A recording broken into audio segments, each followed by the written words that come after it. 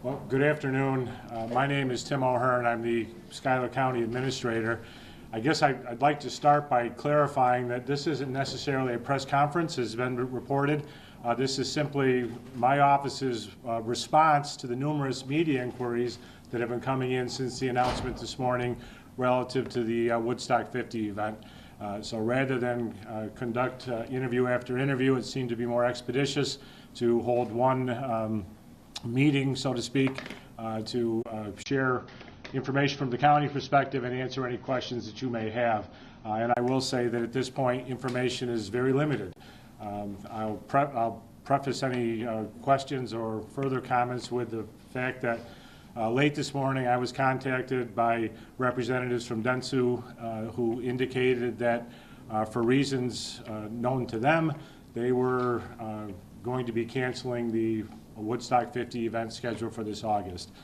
They also expressed gratitude for all of the assistance that has been supplied both by New York State, the county, as well as other local agencies and governments in planning this event.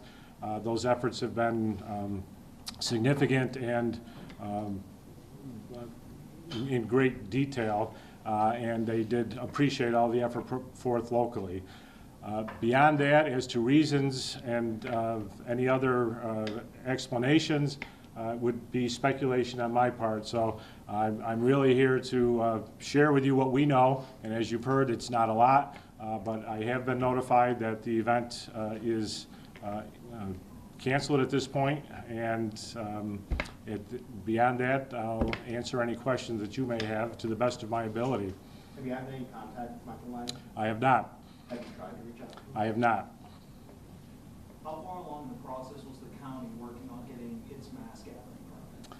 The county legislature was scheduled to review the environmental assessment form at their meeting this Wednesday. They will be required to issue a determination relative to the State Environmental Quality Review Act. That was scheduled to take place at the May meeting. The legislature would have been doing its due diligence this Wednesday on that. The State Health Department, as you're aware, did receive a permit application that pretty much mirrors all the information that's requested by the county. But the State Health Department's temporary permit was necessary to be issued for ticket sales to commence. They received that application on April 15th, and we're in the process of reviewing it. The status of that review, I'm not privy to. I will say on the permit side that we've had numerous and lengthy discussions from the inception of this process, both at the local and state level, with the production team and promotion side. They've been very positive, productive discussions. The production team has been outstanding to work with, and never at any point was there any indication that there wasn't the capacity to meet the necessary requirements for the ultimate issuance of a mass gathering permit. So we were, as you can imagine, very disappointed with the notification today, but at the end of the day, we have to respect the decision made by their team. And what's the process from here on with notifying all the artists and everybody else involved in this process? That I really can't address. We're not involved in that part of it. And please understand that both from the county and the state side of this, we were the recipients of information that was certainly requested on our part, and from that a determination would be made ultimately whether an event of this magnitude could be held safely and have with sufficient infrastructure to support whatever the number of attendees would be for the mass gathering.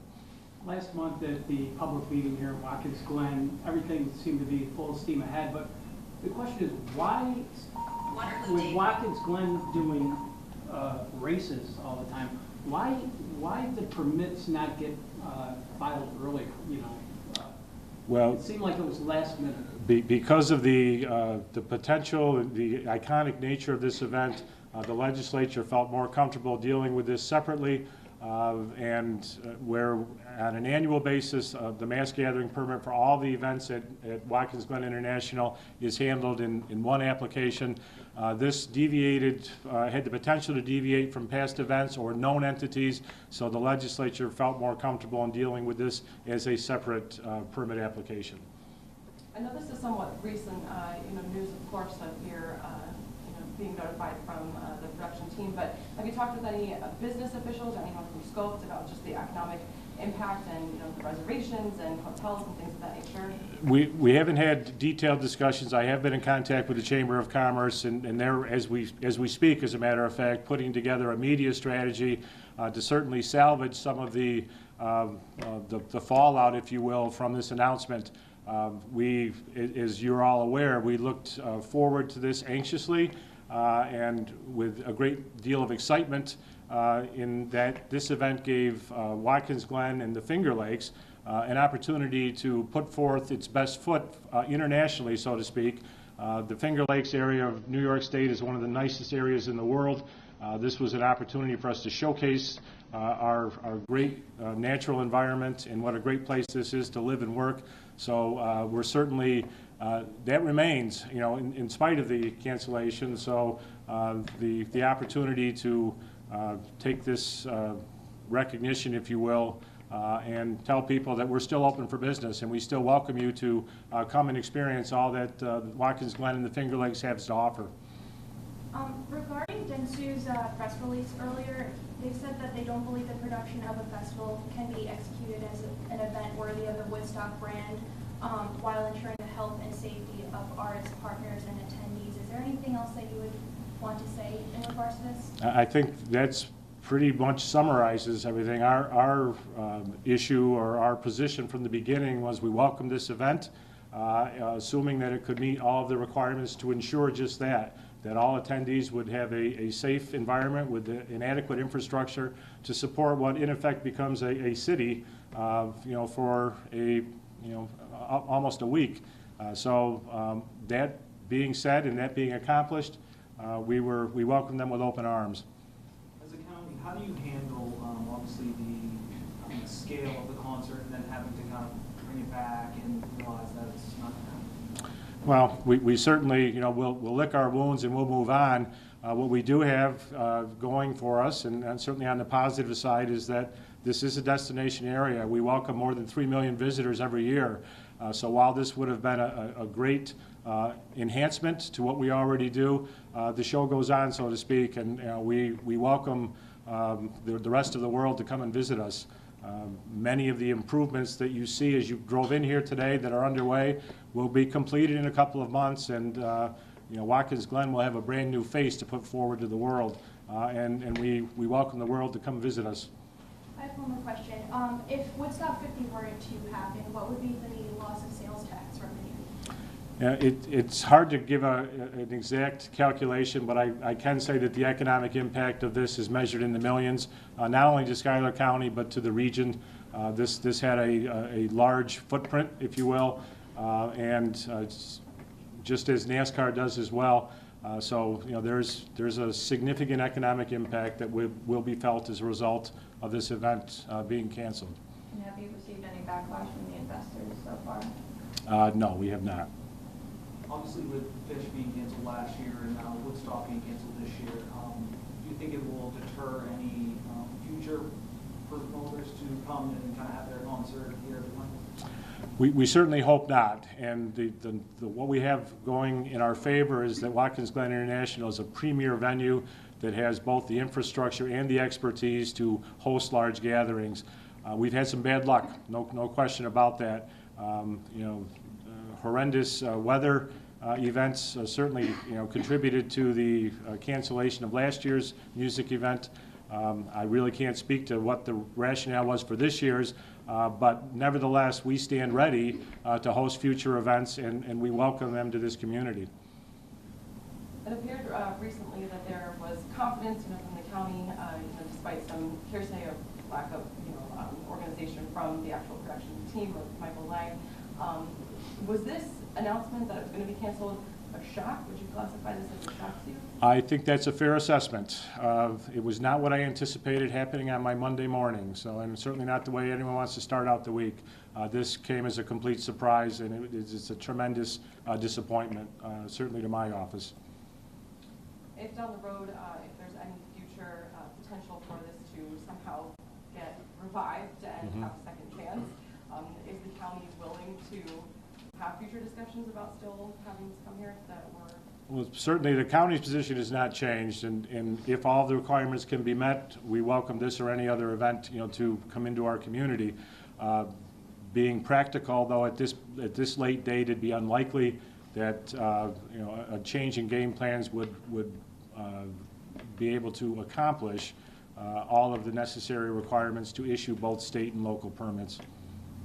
Like you said, it was a shock. Was there a lack of communication in this planning process? No, I would say the planning process up until now has been outstanding. The production team has been first class to work with. We've worked with Superfly very closely for months now, and there have been daily, if not weekly, conference calls, from all of involving the affected stakeholders at the local and state level. I will also say that New York State has put forth a tremendous amount of effort and deployed a tremendous amount of resources to assist in the planning process for this.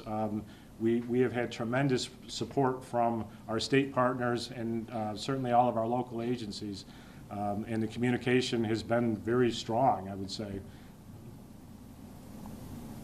Was there anything that jumped out to you in the process? Obviously, them putting in the mass gathering permit and everything like that. Was there anything along the way that kind of jumped out to you or that was surprising? There's nothing that I could put my finger on and say this should have been done differently. I think that we communicated at the onset what would be necessary to achieve the end goal of hosting a concert or a festival.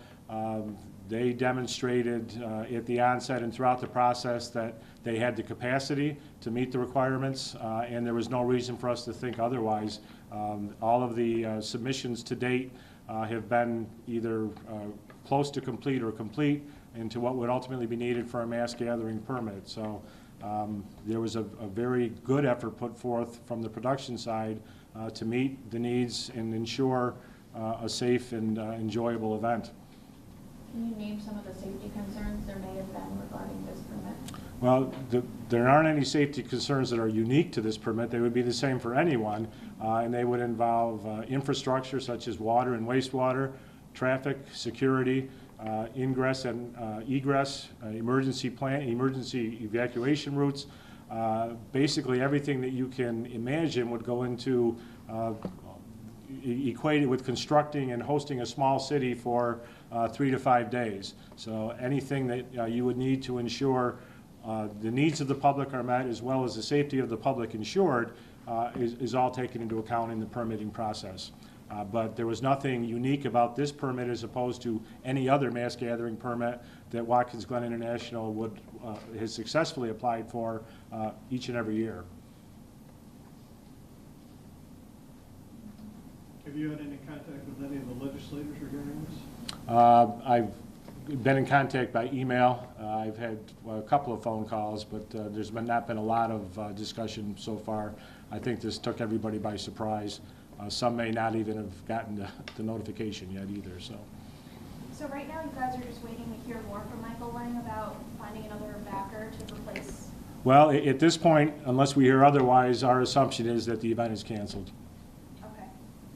Moving forward, what do you say to the hotel owners and the inn owners and everything like that who are kind of preparing for roughly around 100,000 people? Well, we certainly share in their disappointment. What we do take some comfort in is that because of this area being a destination, as vacancies occur as a result of this, there's likely lines of people waiting to take their place. So this is a peak time of year in August to be here. Typically occupancy rates in all of our lodging establishments are at or near capacity. So there will be some comfort to be taken in that, I guess.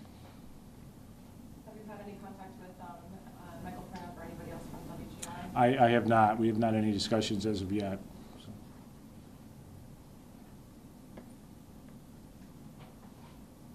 Very good. Anything else like that? No, I think you've pretty much covered everything. And as I said, this wasn't my show. This is your show. So I'm happy to answer questions. So. Thanks for your time. Okay. Thank you. Thanks for coming. Nice to see everybody. So.